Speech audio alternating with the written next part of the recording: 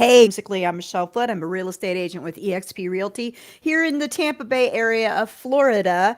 And I kind of wanted to talk a little bit this afternoon. I know I said I was going to do makeup. I didn't feel like it. I'm 40 minutes late. That's normal. But I wanted to I wanted to read this article I found in Yahoo Finance that that pretty much talks about everything that I said that I thought was going to happen when the market went crazy in 2020.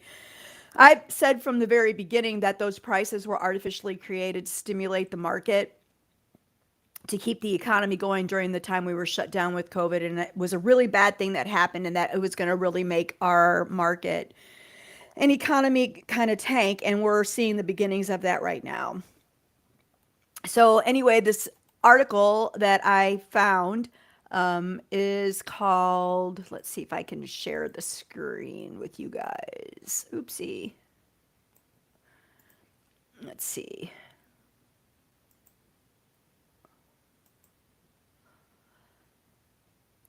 If I get, there it is.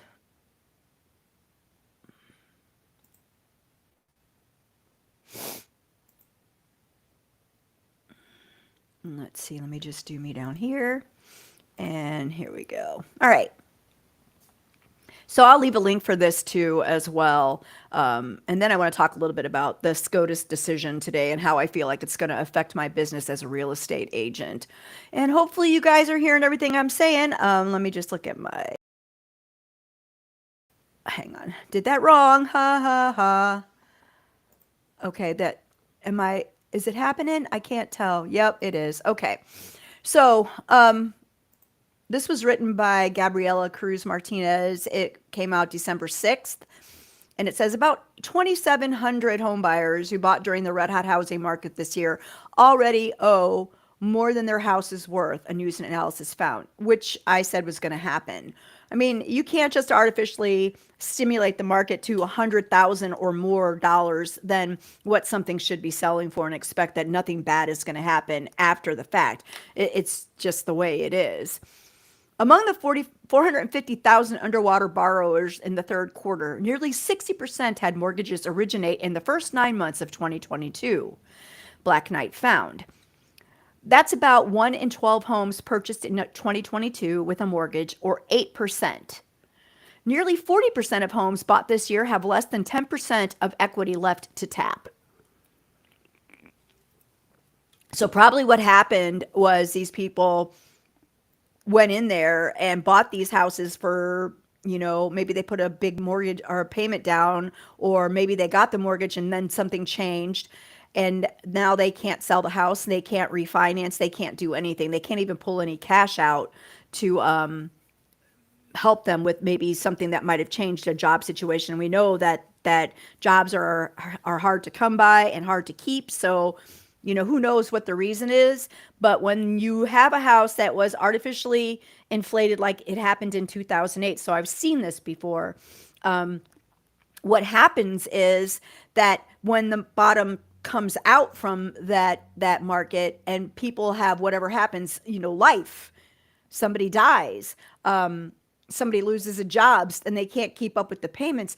Now you can't sell this property because it's worth less than what you paid for it. And no one is going to I have a brand new house that's been sitting on the market for almost 2 months. I can't get a showing because of the price. And that's because of the interest rates, which is what created this whole thing to begin with, were those super low interest rates. Instead of bailing people out and giving people a universal basic income to keep the economy going, no, we're going to artificially stimulate the real estate market to get people into these houses, buying this stuff and keeping the economy going this way, and not even thinking about the fallout that was going to come. It was a ridiculous idea. I said it from the very beginning and have complained about it ever since. I was told by my peers in the industry that I was a naysaying, sour grape giving person because I didn't have the buyers or sellers that these people had. Let me just tell you something. I did have buyers and sellers that these people had. I just talked to my buyers and sellers. Well, sellers, I didn't talk them out of it, but I reminded them Yep, you could sell this house for $200,000 more than what it should have gone for. But where are you going to go if you do this? If you're going to downsize, it was great. But what if you were somebody that was buying and you were a brand new little family and you had two small children and you needed to make sure that you were going to be okay for the next 30 years? I talked those people out of buying. Talk them out of it because I did not feel comfortable putting people into positions. This is their lives. This is the one of the biggest purchases that someone is going to make in their life. And I am not about to put somebody in a house they cannot afford or may have problems with later on. Now, I've had real estate agent friends tell me that's not your problem. Your job is to help them buy the house that they want. No, my job is to advise people on what is good and what is going to work for them, what is going to be proper for them, because they don't know. They don't do this every day. I do this every day. So it would be derelict of my duties if I did not tell people you're going to make a big mistake if you buy this property and something bad happens to you. And now my little buyers that were sitting and waiting next year are going to be picking out these houses for a song. And that's going to be great because I'm going to feel good about what I did and I can lay my head down on my pillow at night. The figures reflect yet another fallout from rapidly rising rates this year, which has put pressure on housing values as home price growth cools at a record pace month over month. Though the home price correction has slowed, it is also still exposed to a meaningful pocket of equity risk, Ben Grabowski, president of Black Knight Data and Analytics, said in a news statement. Make no mistake, negative equity rates continue to run far below historical averages, but a clear bifurcation of risk has emerged between mortgage homes purchased relatively recently versus those bought early in or before the pandemic. Lower income households hurt the most. Of course it is. It always is. Borrowers with the purchase loans backed by the Federal Housing Administration, FHA, or Veterans Affairs, VA, were most likely to have slipped underwater, the report found. That's because those people have the least amount of money to put down on their mortgage, whereas somebody with a conventional mortgage can, put a giant chunk down to buy down the amount of mortgage that they need. These are most popular among first-time and lower-income buyers. Those with FHA loans face the largest equity challenges, Black Knight found, with more than 25% of folks with FHA loans falling underwater. Additionally, some 80% had less than 10% equity stake in their homes. So what they thought was going to be great has now dipped back closer to what it should have been, and actually 10% higher in the value of a property in a couple of years is still huge. That's big. So each payment defaults, loan delinquent within 6 months of origination, were also rising across, early payment defaults, because I didn't have my glasses on. Loans delinquent within 6 months of origination were also rising across product types in recent months, with the largest increases among FHA borrowers over the past year. As of October, EDP rates, that's the early payment defaults, for FHA loans were 150% above 2013 through 2018 levels and 25% above their early 2000 averages, the report found. By contrast, early payment default among those with conforming loans were more than 70% below early 2000 levels, and VA loans were less than half the same threshold. Such loans, FHA, rely on rising home values and principal paydowns over time to gradually improve their equity positions, Grabowski said. This is, unfortunately, potentially vulnerable cohort that will continue to keep a close eye on in the months ahead. Recent buyers at greater risk. Most of the folks at risk of having their loans slip underwater were those who purchased when home prices were at their highest.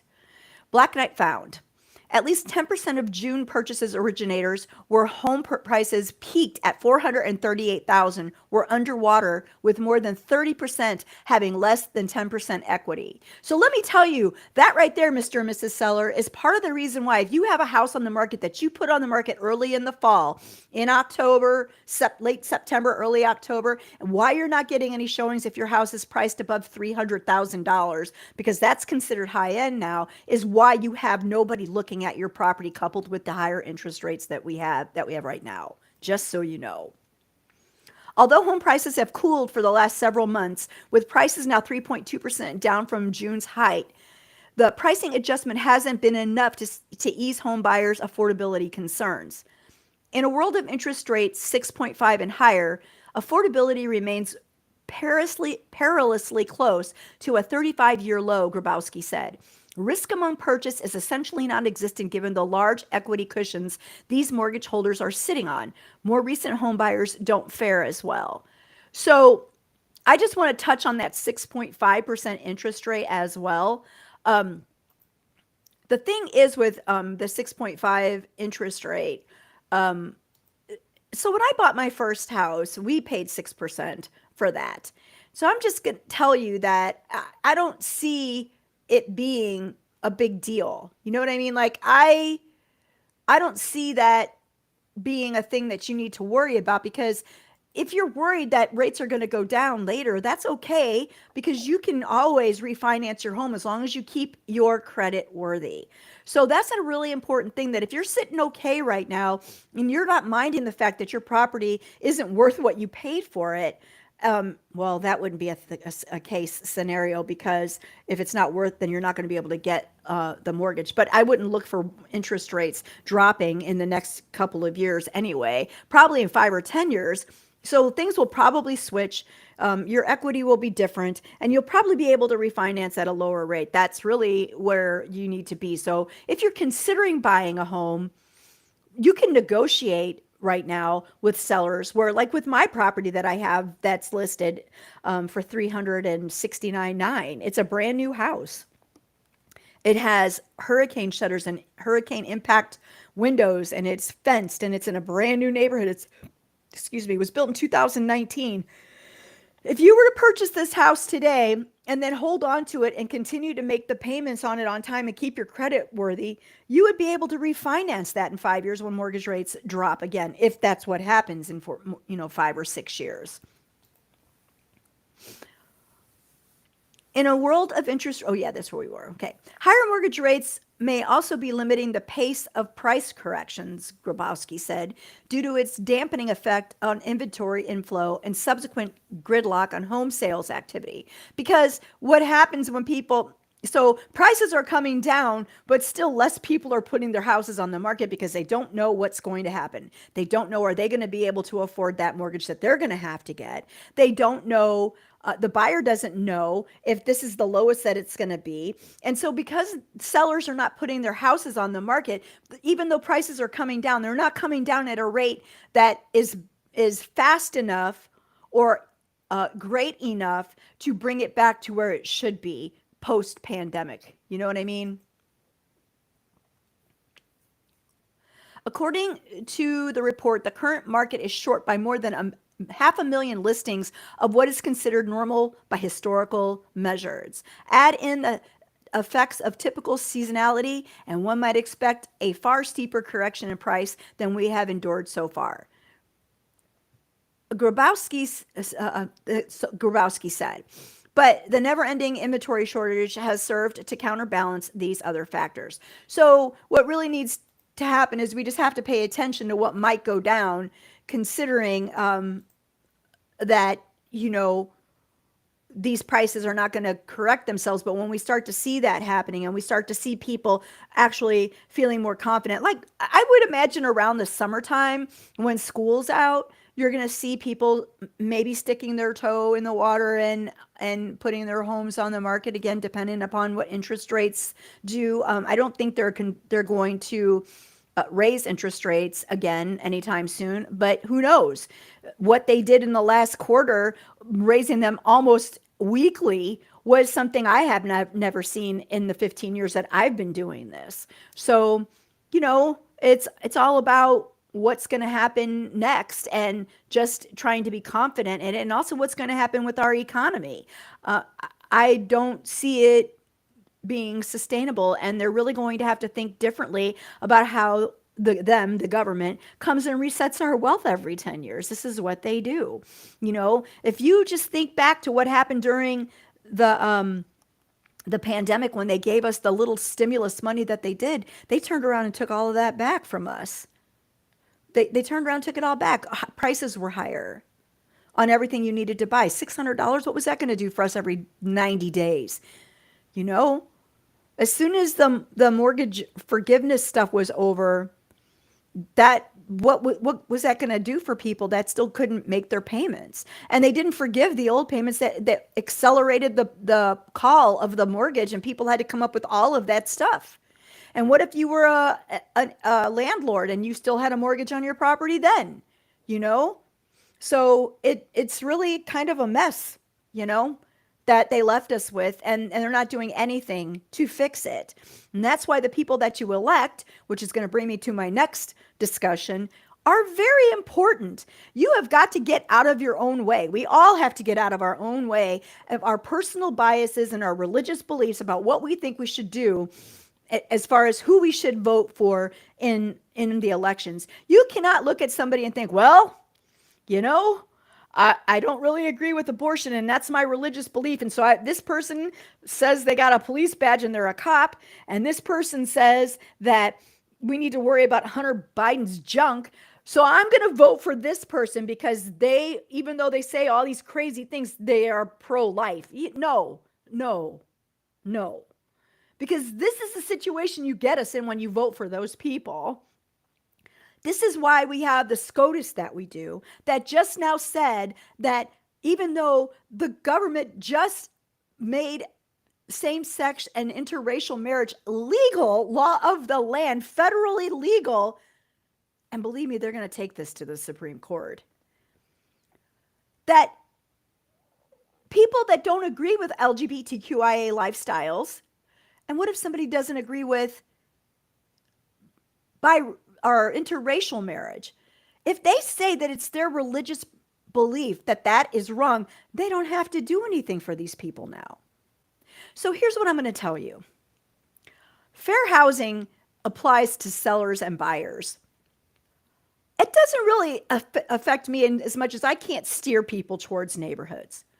But what I can do is tell you that my religious belief says that I do not need to work with people who are dumb dicks. And if you think that gay, lesbian, transgender, whatever letter they fall under, or interracial couples should not be allowed to do what everybody else gets to do, what everybody else's freedom is, then I'm not working with you. If one bigoted sentence or word passes through your lips while I'm speaking to you, and believe me, I'm going to lead you down a road where you're going to tell me, I'm not going to work with you. I don't care if I go freaking broke because I decide to stand up to your bigoted attitude. I will not work with you. I will not help you buy a house. I will not, and I won't sell yours either, because I think freedom is for everyone and not just for a few people. And I don't base it on any, I do base it on my religion, because my religion says freedom belongs to everybody. If your religion doesn't say that, you might want to check yourself, because that's fucked up. Just going to say, fucked up. And I don't want to do it. And if you don't have to do a website for gay people, then I don't have to do it for you. If you don't want to do the website for gay people, I don't have to help you. I'm not going to help you. I'm going to help my black and brown and LGBTQIA brothers and sisters, and anybody else that is a minority or falls into a protected class. I'm going to help them. I'm never going to tell them I won't help them.